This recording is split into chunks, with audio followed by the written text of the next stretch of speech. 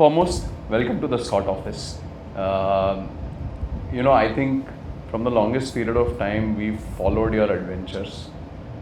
We've probably been associated now for almost 6 years. Yeah, 6 years that we've equipped you with bikes, with other stuff that you require throughout your adventure. So we thought that today, why not just throw a small lens at these 6 years, but also discuss what lies in future for you. So, this discussion is absolutely casual. There is, we'll keep it as light as possible. We want to hear the story that people do not see. आज के तारीख में everybody talks about being on Instagram, being here, showing that. But that I think is the outside view of what Amit Samarth is. I'm sure Amit Samarth, when he gets home with his family, is a completely different individual. And I hope that today that is something that we can capture. Yeah. So, my first question actually for you is that, everybody knows that you are probably the best endurance cyclist our country has produced. Your long body of work right from 2017 to now is there for everybody to see. What got you attracted to cycling? In the first place, if you don't mind sharing. Honestly, I never dreamt, becoming a cyclist or something. I never even thought, I'm going to be one of the best endurance cyclists in the country. This is all my honest, I'm telling you. It is just, everybody knows I started with running. I used to run marathons and I used to run them pretty well. My best timing at Mumbai Marathon is like 3:19, which is like 9 minutes away from a Boston qualifier and all those things. So, and then just I wanted to do Ironmans. So, just for the sake of Ironmans, I started cycling. That's where I actually bought my first road bike, and way back in 2010, 2011, because one of my friend was was training for half Ironman. At that time, there were only very few people in India who were actually doing Ironman. So I was like fascinated with this whole Ironman and all, and then that's where I started cycling, and I started swimming, and so it was from running I started getting to multi-sport, and that's where because of my running was very strong, my cycling was also pretty strong, but not as strong. Then slowly as I kept on doing Ironmans, and I realized that my cycling is also good. It can be very good, and then when I went back to my home, like I was still working at that time full time. I was working as Chief Operating Officer for Save a Mother Foundation, and I used to mostly live in Hubli area. So Hubli, I had kept one of my road bike in Hubli and one road bike in Nagpur at my home address. So that's where I used to still train for cycling and all. Like 50-100 kilometer was enough for me, because I was mostly focusing on half Ironmans. And then when I left my full-time job as a Chief Operating Officer to pursue something, honestly, at that time my objective was to go back home and create my own sports academy and train people to become active into cycling, running. So those were thoughts. There was no thought of becoming the top endurance cyclist in the country. There was no such thought. And no, you said something very important. You had a career. You were the Chief Operating Officer of a non-government organization, which meant that you were doing well. How easy or how tough was it for you to take the call to say, hang on, I have a career which I have built for myself, and now I'm going to just completely do a 360-degree pivot to sports and completely commit your effort, time to that endeavor. Not, and in a country like ours, where unless you're a cricketer or some other which is a televised sport, sports is not such a huge career opportunity for a lot many people. At least, when I was growing up, when I told my parents that I wanted to become a cricketer, they said, "Hey, come on, get lost and keep studying," right? So, so how difficult was that for you to be committed to that, and what was the thoughts that were driving you then? Actually, yeah, it was because I was already married. I had a son who was already 5-year-old son. So a career, and I was identified to become a CEO because my boss who's Dr. Shiban Ganju, who was the founder of Save a Mother Foundation. He was very old, getting very old. He wanted somebody to take over the whole thing, and he had identified me, and I was working with him for 2 years. But I said to him that this is way too early in my life, becoming CEO and all. So tell that to the 22-year-olds who are CEOs today. Yeah, but I thought it is something to, and I should do sport. I told him I want to do something in sport. I don't know what it is, but I think it is. I will start a sports academy. I will organize marathon, something like that. And I will go back to my hometown. Nagpur is like, there is nobody there. It's just an open field. There is no competitor right now over there. So I will create a sports entrepreneurial business. That was my objective. So ऐसे करके मैंने but I spoke to my wife. She said, "Oh, this is the right time. If you want to do something, we can do right now only." And so yeah, it was a big just leap of faith or something. I was destined to become.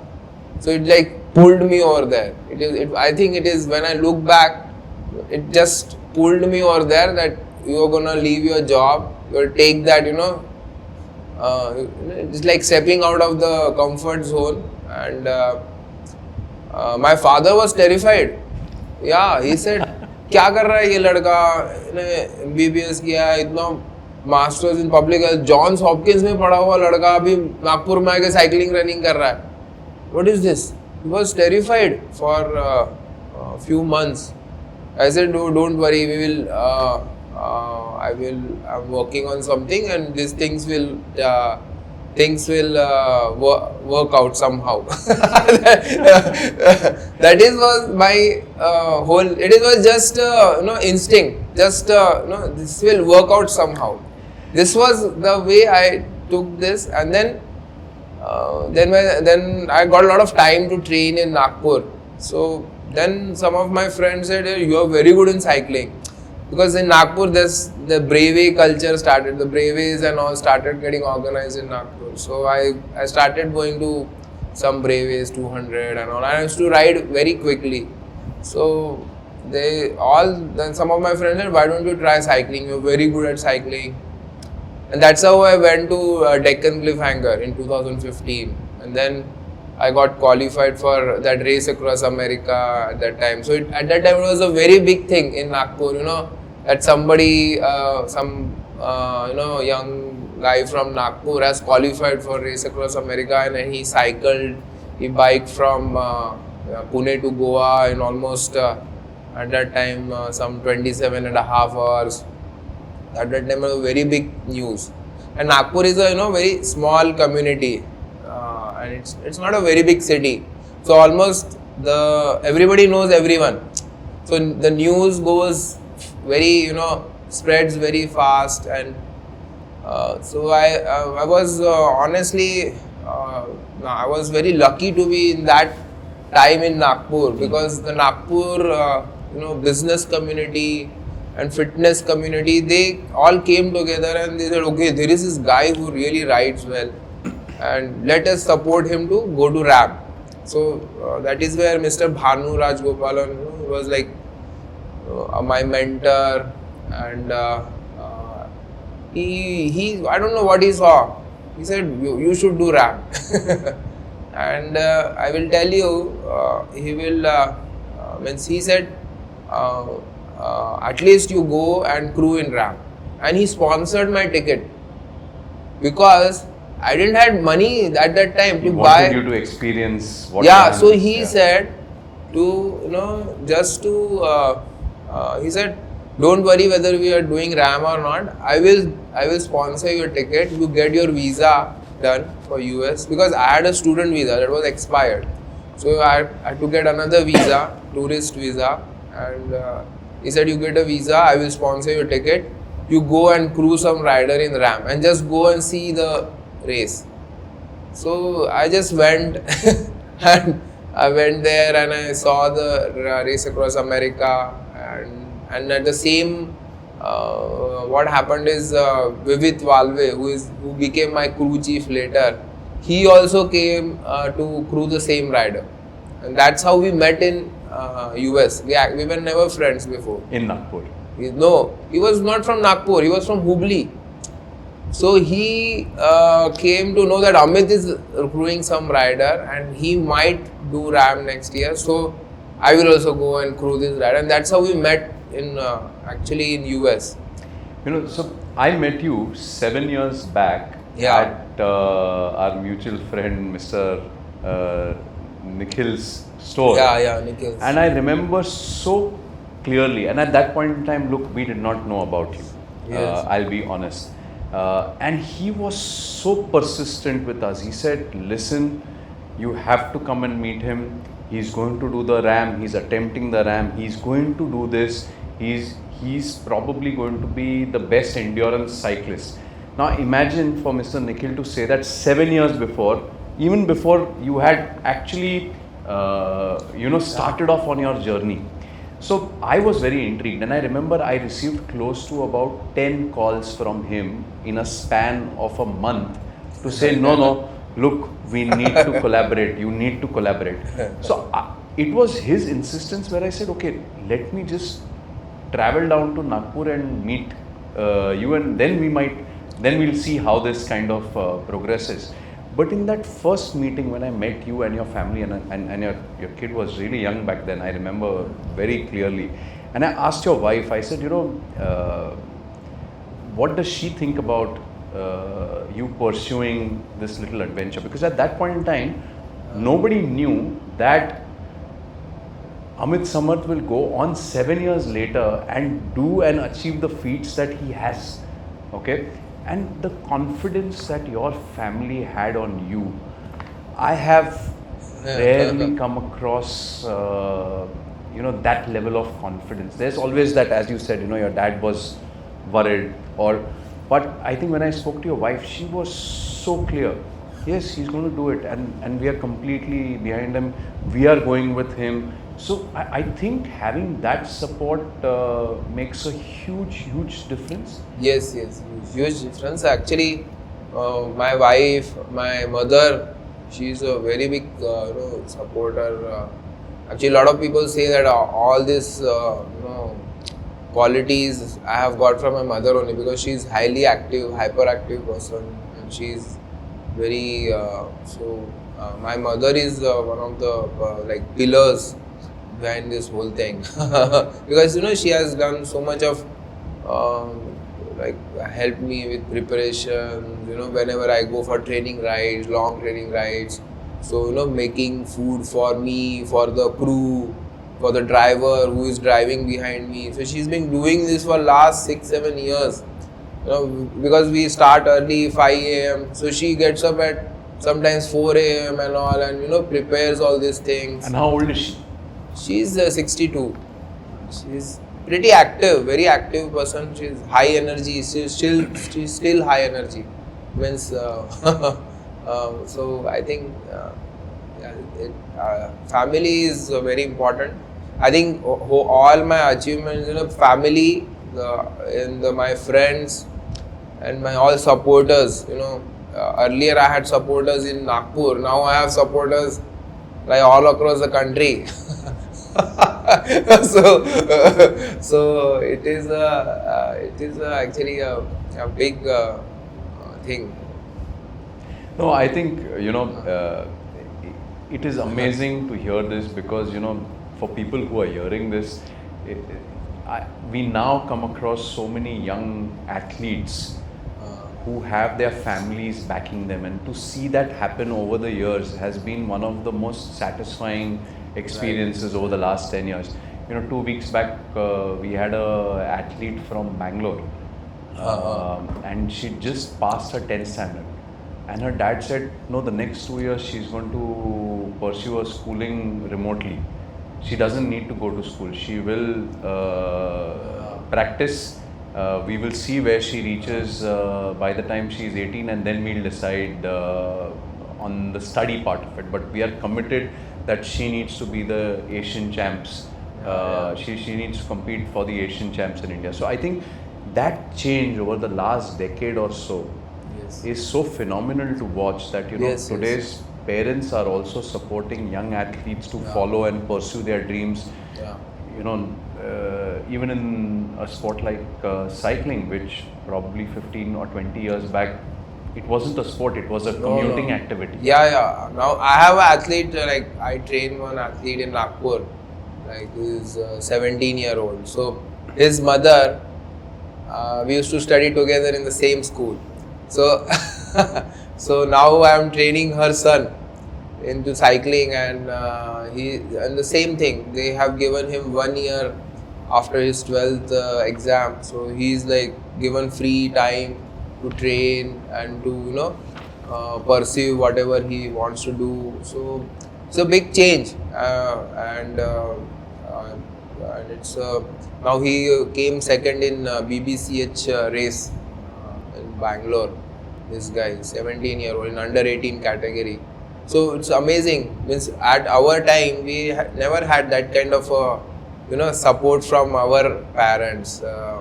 But I think it came later on.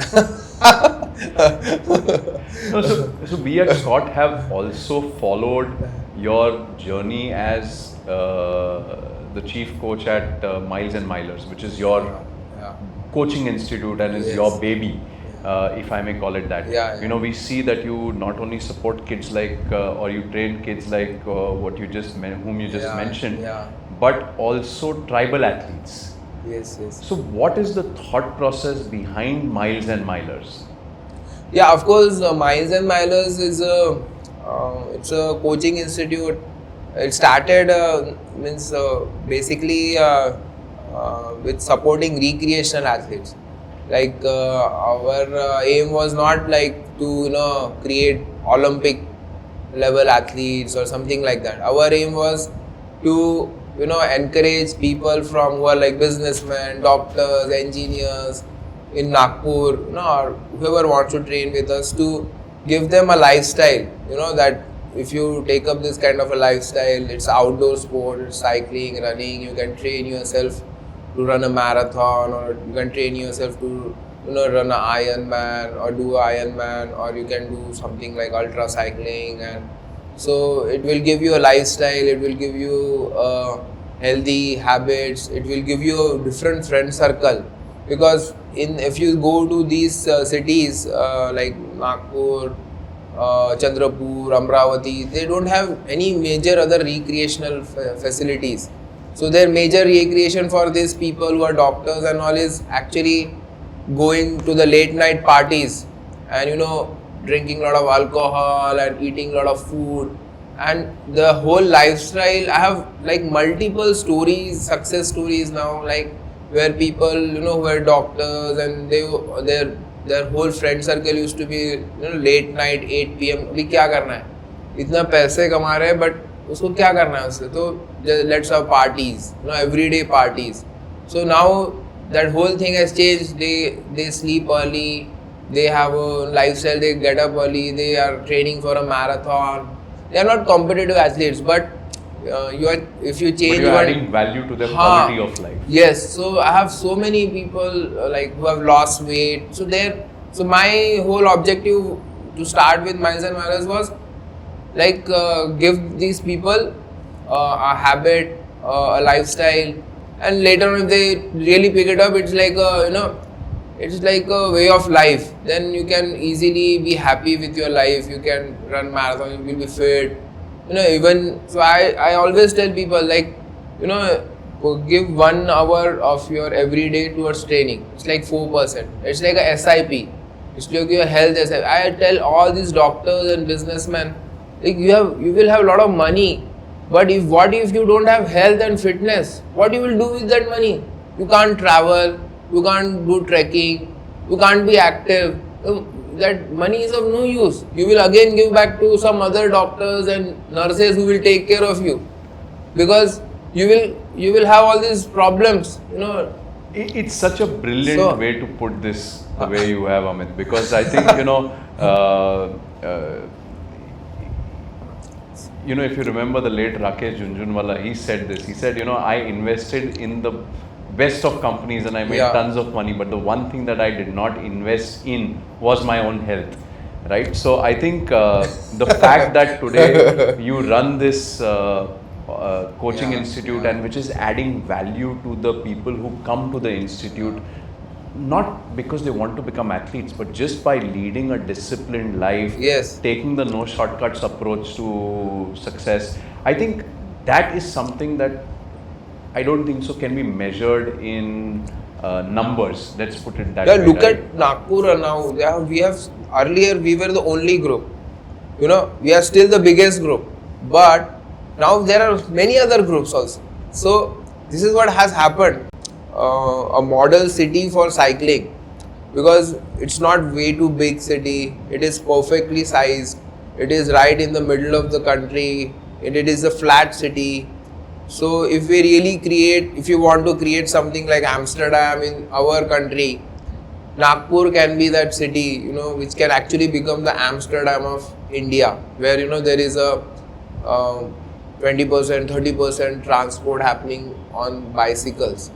I think I really believe in that idea, and I think if I really, if I get the resources to work on, we can actually do it in next 10-15 years. I hope Mr. Gadkari is listening to this. That can be a new project. Which I think, with passionate people like you, anything is possible. That's something that we strongly believe in as well. So, you mentioned about coaching and training. If I'm just to kind of jog back your memory to the recent RAM completion that you achieved, there was a time where you were hospitalized whilst you were riding. When we heard that news, we were worried, but at the same time, we thought, will he be able to complete it now within the stipulated time? And that, I think, was the first almost reaction for many. I'm 100% sure that it is not just the physical training, but it's also the mental fitness, the high emotional intelligence that you probably possess, that drives you after such an instance to kind of go ahead and complete the ramp. So would you like to take us through that? What is it that pushed you through? Actually, many factors. It was this. If you look back, last 7-8 months have been, very busy, because we were trying to organize race across India, and then I had set up my own personal goals that I'm gonna get this race across India organized, and it will become India's longest cycle race. It will then and I'm gonna ride myself, and I'm gonna ride in a record time. So that was my personal ambition inside, and after that I'm gonna do RAM, and I'm gonna crush RAM also. That was my honestly, it was my internally. These were my goals. That was driving. It was like driving me, like. It was like enough of this finisher business in my life. I want to just go beyond in the podium of RAM. this was honestly, But that aggression is so hard to come by, to kind of have that mental fortitude to say, I'm going to do race across India, which is going to take a lot on me physically, and then I'm just going to immediately go back and finish the Ram it's in not record race time. across India. Race across India was the most exhausting thing because, I will tell you, we were, of course, I have to train. Then I was promoting race across India, all across other cities I was going, and then I was training. What I used to do is I used to plan, 3 weeks of training, 2 weeks of training, intense training, and then 1 week used to be like low training, and I used to travel in that training part, in that low, zone of 1 week of training. I used to travel, I used to promote, I used to come back, and I used to train again hard for next 2 weeks. So it was that work, and then I had to get all these people, organize, to the standards which we want. I was very, very demanding on the entire organizing team. I had people, honestly, who were my friends, who went off the organizing team because I was extremely demanding. I'm very good friends with them, but they were not doing the work to the extent which what I was demanding with them. And I had to tell them that if you're not able to commit that much of time, you can't be on this team. Can I safely assume that you are probably the strictest coach amongst all the coaches at Miles and Milers? Yeah, means I am I think the strictest coach in India.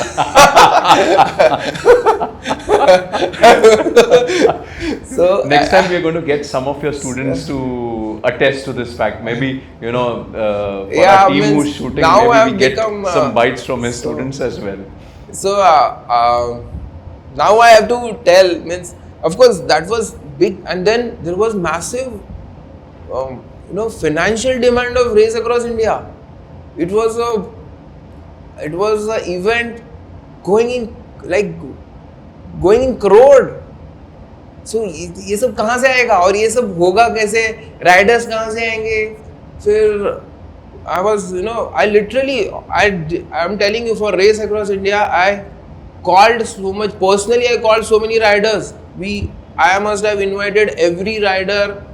I invited all my competitors to come and be part of race across India, because we are doing something new and you have to contribute to this. So contribution is come and be part of this. Participate. So there was massive financial, mental, physical load, and we came out of it, we organized it, and then I said, I'm telling my team, we are doing race across America also.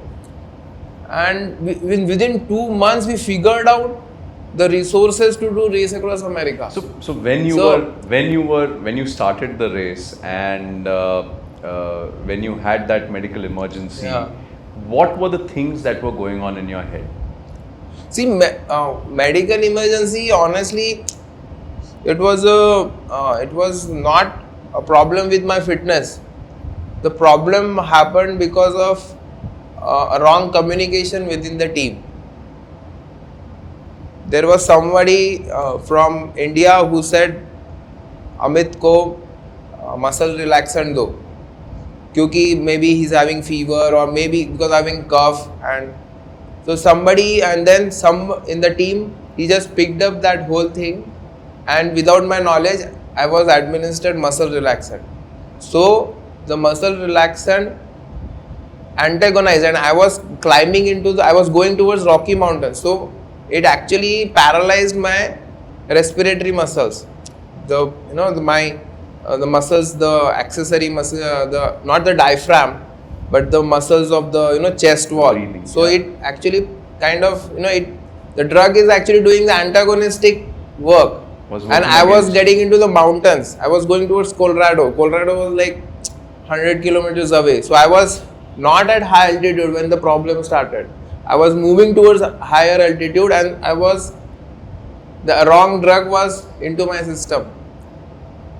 That whole thing snowballed into that whole crisis, which actually was not supposed to happen. and it went to such an extent that I had to you understand, body tells you ki boss, this is life threatening stuff. You stop, you get a doctor, you get a medical help. And when I knew that I will get out of it, because I have seen, because I follow ultra cycling, I follow so many riders. I myself seen riders taking 12 hours break, because of some problem or heat exhaustion or something like that, and then still, doing well. So my team was all terrified. But it's all communication. It was non-intentional. It just happened, and we couldn't do anything about it because the drug was in my system. Abhi kya karenge isko? But many a times, a lot of people, whether it is in sports, business, or day-to-day life, such kind of mishaps happen, and not a lot of them are able to pick up from where they left off, because they allow that event to drive whatever happens ahead. How do you kind of box these mishaps and still drive through? What is it that is going on in your head at that point in time? Is it that single point drive to finish RAM, or you could have easily said, hang on, this is my goal is gone. Let's because I think you lost how many hours to this? It was almost 19 hours. There you go. So I mean, it was very clear that your goal to smash RAM was suddenly not there. So I mean, in that kind of an environment, how do you push yourself? Yeah, to go ahead and finish it. Many things actually, not one thing. One is the all the sponsors, people who support me, people like supporting squad is being supporting me for so many years, and all the other sponsors who were supporting me in RAM, and then Akshay Patra. So we had such a beautiful story. The story cannot end this way. So I said, yeah, हम finish तो अभी भी कर सकते हैं, है ना? Time तो अभी भी है, and अगर finish करेंगे तो अगर यहाँ से हम वापस भी जा सकते हैं, but अगर हम शुरू करते हैं तो there is an opportunity to do well in the race, because you don't know what other riders will also get in some problem. So you still have an opportunity, because it was a tough decision because it was very early in the race. It's like 3,000 mile race. We were like done just with 1,000 miles. Correct. But those 1,000 miles were done in very quick time. It was like less than 3 days. We have done more than 1,000 miles. Yes. So I was actually like gunning for a 10-day RAM, and I knew I could do it. So under 10 day तो मैं कभी भी करता था. वो under 10 day में कितना fast करता वो मेरे लिए चैलेंज था. तो वो जो मुझे एक वो था, there was pressure because now I am almost a full-time athlete. So there is a pressure to perform. So when there is a pressure to perform, it is like it's like your job. You get it done. You will suffer. You will suffer for some time. But just imagine, if I would have just given up there, it would be like DNF in front of my name. So it is better to finish the race, and successfully we did a very big fundraising. We raised 65 lakh rupees for Akshay Patra Foundation, so it's I think it's a very inspiring story in itself. Amit, so in a way, almost life comes a full circle, right? I mean, you were the COO of a NGO, and today when you finish, you've not kind of left that aspect of your life away. You still work, you still do things which add value to the society. Through this whole Akshay Patra Foundation, you've supported and you made a positive impact to so many other lives as well, which you, as I said earlier, you could have just easily said, sorry guys, this is it, my RAM's done. So I think that's why it was more than a race. I think we would have still continued in the race if we would have lost 2 days also. I would have still said, oh, let's ride this So whole that was route. almost the motivation for you Haan. to keep riding, saying that Keep no, riding. I have this goal for Akshay Patra, I need to Akshay achieve Patra, it. We'll and see of where, course, where we a land. commitment to everyone, who have been supporting me for so many years. So, a commitment to Scott. Means Scott is like, my life. It's the whole, my success story goes along with Scott. It's like very emotional attachment. It's not like one of the, sponsor kind of a thing. It's like the whole journey is, means when I remember when I started, way back in Hyderabad, triathlons and all, I started doing Ironmans, and I used to see this very nice bikes and all. I didn't have any good bike at that time. A very ordinary, honestly, 30,000 rupees bike, road bike. I don't want to talk about the brand. So, I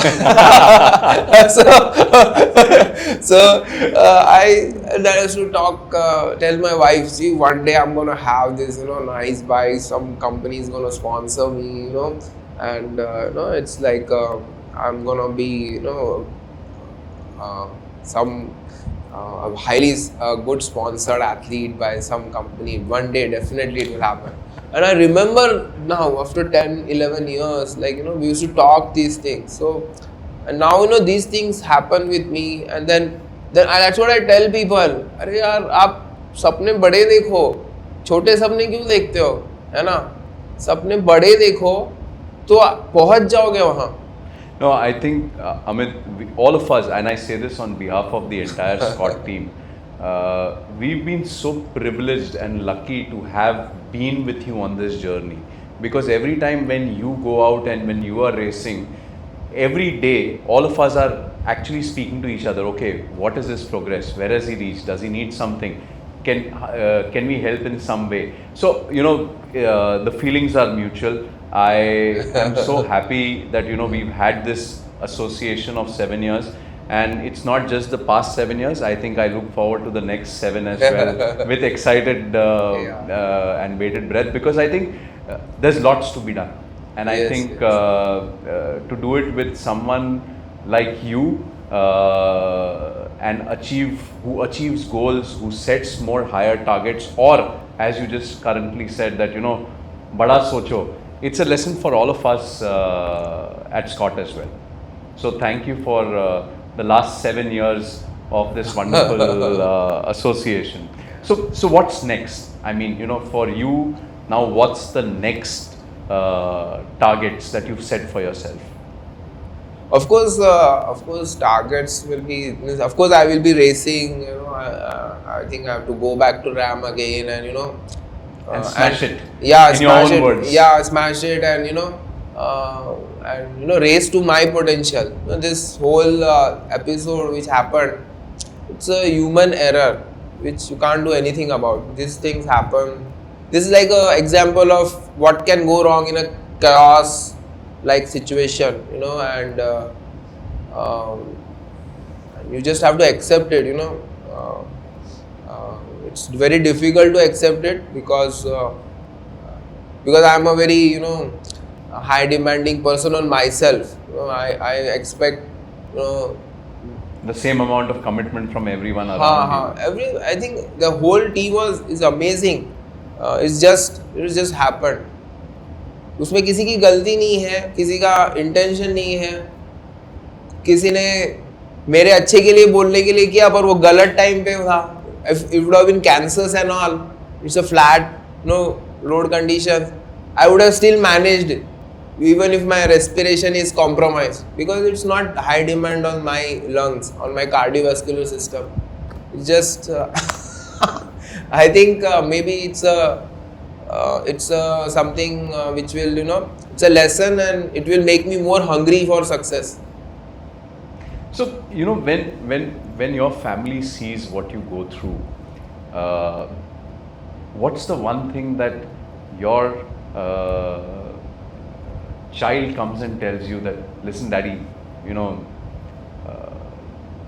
I want to do this as well. I want to be riding. I want to be a cyclist. I want to ride the Tour de France or ride the Cape Epic. What? I'm sure you're not going to tell him no. But what is it that one advice that you would want to give, not only to your child but also to the youngsters who are listening in today?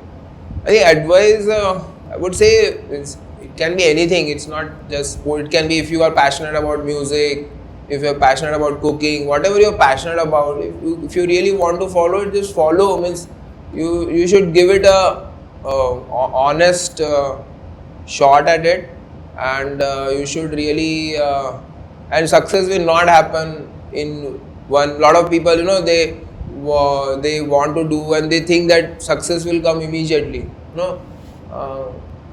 It will not come. I think first 5 years you just have to struggle through it, get through it. Just look at me. I've been, but still today, if I say, I think I'm still in a struggle mode. But I think I should be in a struggle mode, because unless and until you are in a struggle mode, you can't be an athlete. You can't be a good athlete. You can't, because that hunger will not be there. Unless and until that hunger is not there, that struggle is not. That struggle is what brings the hunger to do well, to outperform your own self. So I think I would advise that take up your passions if you want to take, but have patience also. So there has to be a patience with that passion for at least 5 to 10 years. Then you will figure out that this is how it will work.